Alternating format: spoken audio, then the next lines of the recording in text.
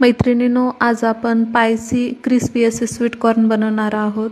हे sweet corn बनवण्यासाठी मी इथं कणीस घेतलेला आहे. याचे साल काढून त्याला 2 तुकडे करून उकडण्यासाठी ठेवलेलं आहे. हे आपल्या यामध्ये मीठ टाकून झाकून घेतलेलं आहे. आता आपलं बॉईल झालेलं आहे.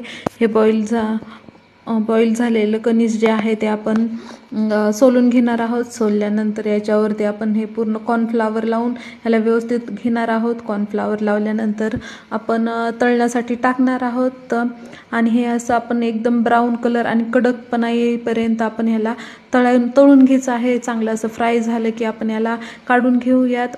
काढून घेतल्यानंतर यामध्ये आपण टाकणार आहोत गरम असतानाच मिठानंतर चाट मसाला, तिखट आणि थोडंसं आपण लिंबू टाकणार आहोत त्याला चव छान येण्यासाठी.